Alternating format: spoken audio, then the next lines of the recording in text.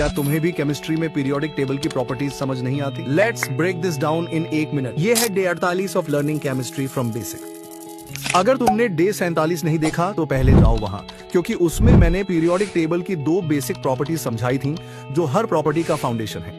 उन 2 प्रॉपर्टीज के बिना तुम बाकी की प्रॉपर्टीज नहीं समझ पाओगे। आज हम बात करेंगे मेटालिक कैरेक्टर और नॉन मेटालिक कैरेक्टर की। मेटालिक कैरेक्टर इसका मतलब है पीरियोडिक टेबल में किस साइड को मूव करें कि एक एलिमेंट मेटल बन जाए, और नॉन मेटालिक कैरेक्टर का मतलब है पीरियोडिक टेबल में किस साइड को मूव करें कि एलिमेंट आसानी से नॉन मेटल बन जाए। अब पीरियोडिक टेबल में हम 2 साइड्स को मूव करते हैं और प्रॉपर्टीज को दोनों डायरेक्शंस में चेक करते हैं, एक डाउन द ग्रुप और दूसरा अक्रॉस द पीरियड। हम देखते हैं इन दोनों कंडीशंस में प्रॉपर्टी पर क्या इफेक्ट पड़ता है। मेटालिक कैरेक्टर में देखो, हमें पता है एक एलिमेंट मेटल तब बनता है जब वो इलेक्ट्रॉन लूज करता है। जब डाउन द ग्रुप जाते हैं तो शेल्स बढ़ते हैं, मतलब साइज बढ़ता है, तो आउटर इलेक्ट्रॉन न्यूक्लियस से दूर जाता है और न्यूक्लियस का पुल वीक हो जाता है, मतलब न्यूक्लियस आउटर इलेक्ट्रॉन को अपनी तरफ नहीं खींच पाता क्योंकि वो उससे काफी दूर होता चला जाता है। मतलब इलेक्ट्रॉन को लूज करना इजी हो जाता है क्योंकि न्यूक्लियस की पावर वीक होती है। That's why metallic character increases down the group. और जब हम अक्रॉस द पीरियड जाते हैं तो एक ही शेल में इलेक्ट्रॉन ऐड होते रहते हैं, जिसकी वजह से न्यूक्लियर पावर इंक्रीज होती है और इलेक्ट्रॉन लूज करना मुश्किल हो जाता है,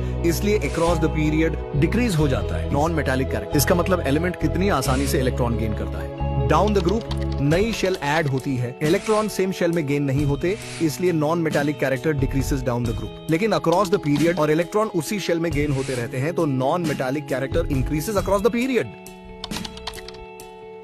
ऐसे ही बायोकेमिस्ट्री, फिजिक्स के और भी डीप कॉन्सेप्ट्स को सिंपल